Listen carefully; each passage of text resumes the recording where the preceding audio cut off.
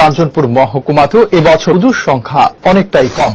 গত বছর যেখানে 35টি পুজোর আয়োজন করা হয়েছিল, সেখানে এবছর হাতে গোনা কয়েকটি পুজো। বড় বাজেটের পুজো নেই বললেই চলে।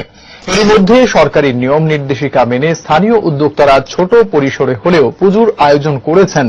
তাদের প্রস্তুতিও চরম পর্যায়ে রয়েছে। পুজোতে আসা দর্শনার্থীদের যেন কোনো ধরনের অসুবিধা না হয়, সেদিকে লক্ষ্য রেখেই কাজ করে চলেছে স্থানীয় পুজো উদ্যোক্তারা।